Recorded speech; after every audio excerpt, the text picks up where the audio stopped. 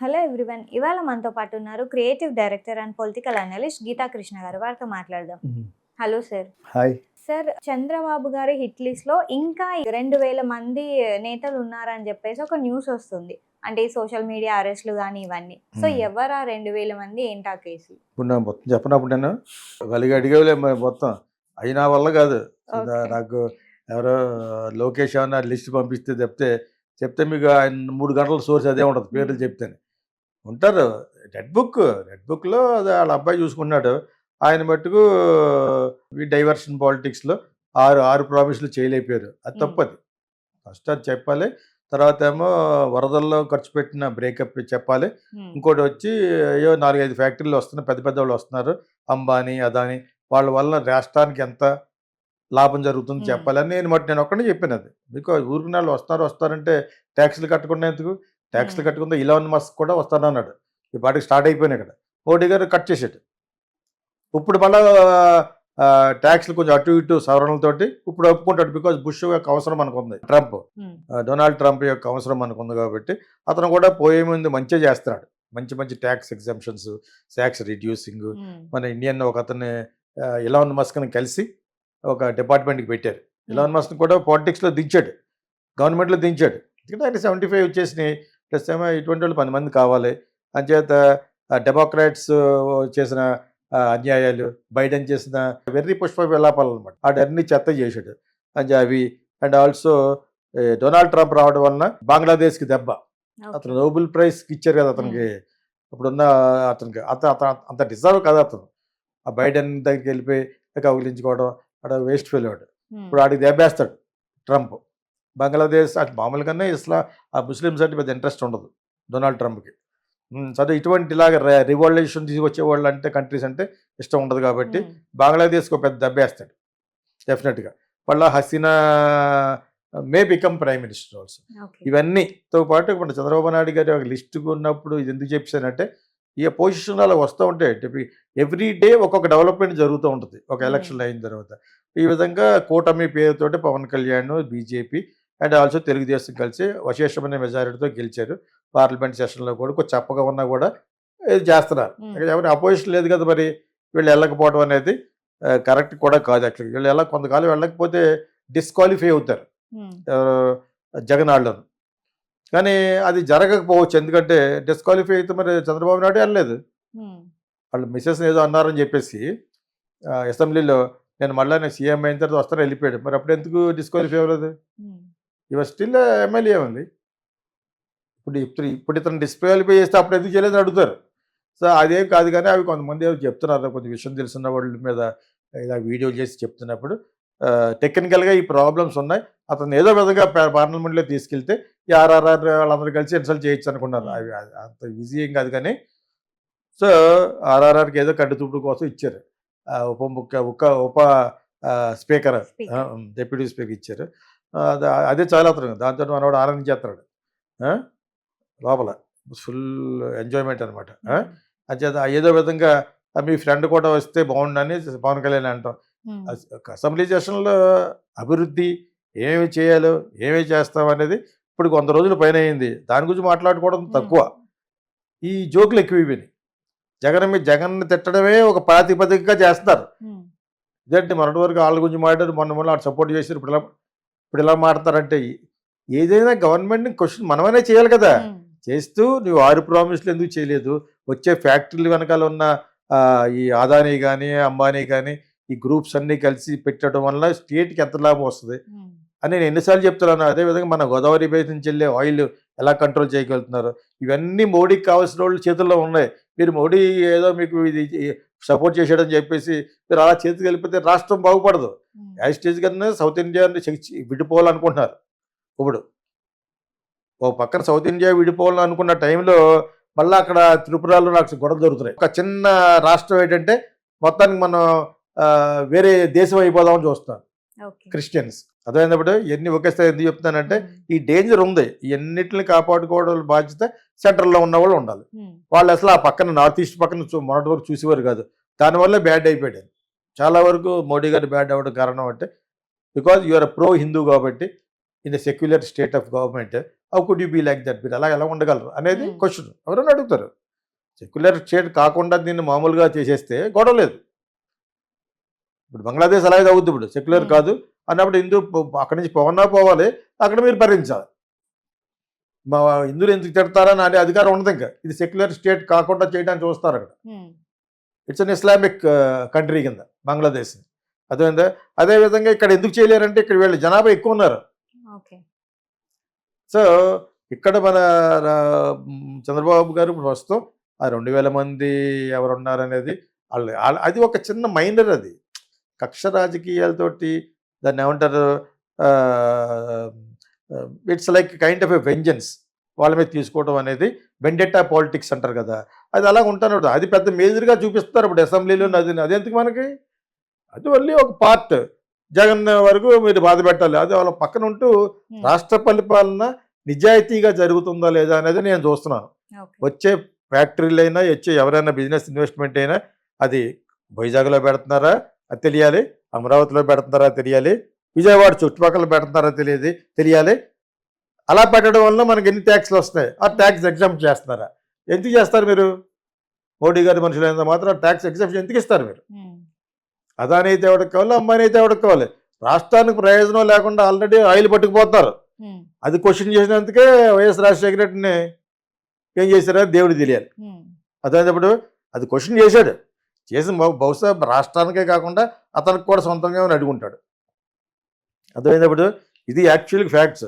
ఇవి చెప్పుకోవడానికి ఎందుకు సిగ్గుపడాలి, వినడానికి మీకెందుకు రా సిగ్గు? కొంతమంది వాళ్ళ పార్టీ వాళ్ళు ఉంటారు, ఆయన ఈ ఎనాలిసిస్ కరెక్ట్ కాదు, ఏంటి కరెక్ట్ కదరా, మరి నువ్వు చెప్పు అని కరెక్ట్గాను Hmm. నువ్వు చెప్పు, కింద కామెంట్ పెట్టివాడు నువ్వు చెప్పు, నిజంగా నేను మైక్ పెట్టుకొస్తాను, దమ్ముండే నా ఇంటికి రా, Hmm. నేను కెమెరా పెట్టి నేను తీస్తాను, నీకు అంతకంటే ఎక్కువ తెలుస్తాను. సో జరగట్లేదంటే గవర్నమెంట్లో జరగనట్టు చెప్పాలి, Hmm. అప్పుడే ప్రజలకు న్యాయం జరుగుద్ది. లేకపోతే ఇప్పుడు మొన్న ఎలక్ట్ అయ్యి ఇప్పటి వరకు ఏం చేయకుండా చంద్రబాబు నాయుడు గారు ఏమన్నాడు, నెక్స్ట్ ఎలక్షన్ మనం ఎలా గెలవాలో చూడాలంటాడు. ఆ ఒక్కటే నాకు మొత్తం కుమ్మరిపూడిలాగా దొలిచేస్తున్నాడు. చెప్పింది ఎందుకు చెప్తానంటే, Okay. అవి కొన్ని డూ దిస్. ముందు రాష్ట్ర పరిపాలన ఇంకా 4.5 సంవత్సరాలు ఉండగా నువ్వు నెక్స్ట్ ఎలక్షన్ గురించి మాట్లాడతావు, నువ్వు కానీ ఇతరు కానీ. నేను చెప్పానా, పవన్ కళ్యాణ్ని సనాతన ధర్మం గురించి మాట్లాడడం వెనకాల ఉన్న అంతరార్థం ఏంటి, Hmm. ఇతన్ని వాడుకుంటారు, ఒక పీస్ ఆఫ్ హిందూ. అలాగా మహారాష్ట్ర పట్టుకెళ్ళారు, Okay. పట్టుకెళ్ళి ఇప్పుడు శివసేన విడిపోయింది కదా, Hmm. విడిపోవడం వల్ల మోడీ గారు పక్కన ఉన్న వాళ్ళు కూడా శివసేన కింద లెక్క, మేమే అసలైన శివసేన అంటున్నారు. సో జనసేన శివసేనే ఇండియాలో హిందూ ధర్మాన్ని కాపాడే పార్టీలని చెప్పేశాడు మనోడు. Hmm. మనోడిని తీసుకెళ్లారు అక్కడికి. మహారాష్ట్ర ఎలక్షన్ జరుగుతున్నాయి కదా, ఆ క్యాంపెయినింగ్కి అతను తీసుకెళ్లారు. Okay. ఈ విధంగా వాడుకోవడం కోసం అతని మీద ఒక కాషాయ వస్త్రమును సనాతన ధర్మం బొట్టు పెట్టారు. Hmm. Because Pawan Kalyan prime minister చెప్పిన మాట వింటాడు, ఇక్కడ వచ్చి చంద్రబాబు చెప్పిన మాట వింటాడు. మీకు అర్థమైనప్పుడు సో బికాజ్ అతను వాళ్ళ యొక్క అంబరల్లా కింద బతుకుతున్నట్లు లెక్క. Hmm. సో ఇంకా వేరే గతి లేదు జనసేన వాళ్ళకి, అలాగే బతకాలి. అందుకనే ఆంధ్ర రాష్ట్రంలోనూ ప్లస్ సెంటర్లో కూడా ఒక ప్రత్యామ్నాయ పార్టీలు రావాలంటాను.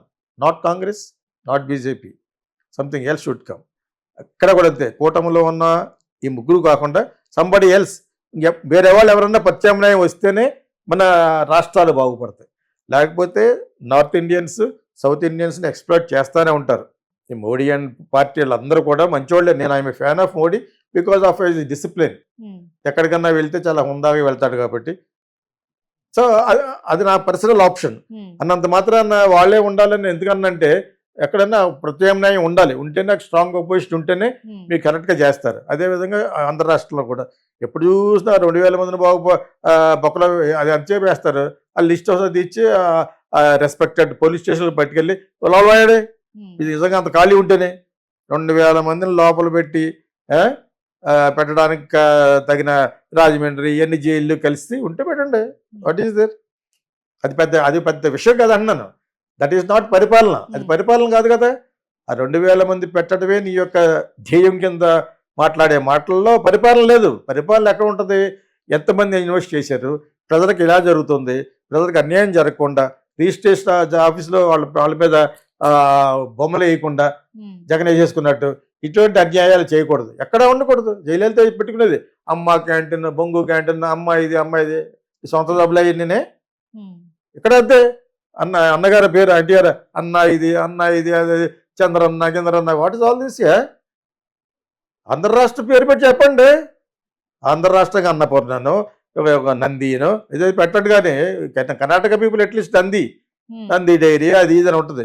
ఇక్కడ మరీ ఘోరం. వాళ్ళ సొంత వాళ్ళ పేరు పెట్టేసుకోవడమే. మీరు ఏమి ఇచ్చారని? మిమ్మల్ని ఎలక్ట్ చేసి డబ్బులు సంపాదించుకోమన్నారు ఇంకా ప్రజలు. అంతేగాని why are putting your names. Jagan అన్నట్ట పథకం పేరు, చంద్ర అన్నట్ట ఒక్కో పథకం పేరు. వీళ్ళు ఉన్నప్పుడేమో వీళ్ళు చంద్రాన్లో, అతను ఉన్నప్పుడు జగన్ అన్న. నువ్వు ఇచ్చేది బొంగు, ఏమిచ్చావు అన్నాను. అసలు నేను ఎలక్ట్ చేయడం చాలా గ్రేట్. వీళ్ళిద్దరిని కూడా why are putting your names. Andhra రాష్ట్రంలో ఉన్న పేర్లు పెట్టండి, పొలిటీషియన్ పేర్లు కూడా పెట్టకూడదు. ఆంధ్ర రాష్ట్రానికి కూడా ఉంటుంది, ఒక సింబల్ పెట్టుకోండి, ఆ సింబల్ పెట్టండి. మహానందనో ఇంకోటి ఏదనో నెమలే అలా అది పెట్టాలి. కానీ వైఆర్ పుట్టింగ్ యువర్ నేమ్స్. మొన్నటి వరకునేమో మీరు అందరూ పుట్టడం కదా గాంధీ గాంధీ గాంధీ గాంధీ బోరు చూపించారు. ఏ ఊర్లోకి వెళ్ళి గాంధీ స్ట్రీట్ ఉంటుంది, ఇక్కడ ఉంది సికింద్రాబాద్లో తెలిసేది మహాత్మా గాంధీ రోడ్. అది ఏ సిటీకి వెళ్ళి మహాత్మా గాంధీ, తర్వాత ఇందిరాగాంధీ, దాని తర్వాత రాజీవ్ గాంధీ. ఈ ఎయిర్పోర్ట్లు మొత్తం ఎవరి పార్టీలో ఉంటే వాళ్ళ పేర్లు పెట్టేయడమే. వీళ్ళిద్దరి తప్ప ఎవరు లేరేంటి? ఫ్లాష్ ఇది. భారత్ పేరు మీద ఉండే ఎయిర్పోర్ట్లు అన్నీ అలా ఉండాలి. నేను ఎందుకు చెప్తానంటే ఎవడ బాబు సుమ్మని మీ పేర్లు పెడతారు ఇక్కడ. That is not correct. అదొకటి విగ్రహాలు కట్టడం మానేయాలి. ఇలా ప్రాజెక్టుల పేర్లు మీ పేర్లు ఎందుకు పెడుతున్నారు? Which I condemn. ఎట్లా can go to public litigation case into high court and supreme court also. నేను అందుకని I wanted to meet very seriously Subramanya Swamy. ఇలాగ 5-6 ఉన్నాయి. 5-6ని ఒకటి reservation I'm severely against. No ST, no SC, వాళ్ళు ఎవరికి రిజర్వేషన్లు ఉండకూడదు. అందరికీ ఉండాలి. బిలో పవర్టీ లైన్ బీపీఎల్ కింద ఉన్న ప్రతి ఒక్కరికి ఉండాలి. కమ్మ, బ్రాహ్మణ్, రెడ్డి, కాపు అందరికీ ఎవరైతే ఆ బీదరికపు లైన్ కింద ఉన్నారో వాళ్ళకు ఉండాలి. అది కూడా ఒక జనరేషన్కి. నేను ఎన్నిసార్లు చెప్పినా ఇక్కడ చెప్తూనే ఉంటాను ప్రతి ఛానల్లో. అది ఉండాలి. కానీ ఓట్ల కోసం ST Ambedkar party, what is this? Ambedkar ఎగడగమని అంబేద్కర్ సార్ డౌన్ ట్రాడన్గా ఉన్న వాళ్ళకి హెల్ప్ చేయమన్నాడు. అది కూడా 10 సంవత్సరాల తర్వాత రాజ్యాంగాన్ని మార్చుకోమన్నాడు. ఇప్పుడు 70 ఏళ్ళు మార్చలేదు. నేను ఎందుకు చెప్తున్నాను? ఈ 2000 మంది పక్కన పెట్టండి, అది అరెస్ట్ చేసి పడేయండి. అస్తమానం వెళ్ళైపోతున్నాం. ఆ 2000 మందిని ఈ సీ ప్లేన్స్ ఎందుకు? ప్రజలకు ఉపయోగపడి చేయాలి. నేను ఎవరు సాగంటి కోటేశ్వరరావు గారినే క్రిటిసైజ్ చేశాను. ఎలాగంటే ప్రజలకు ఎలా బతకాలో నేర్పండి.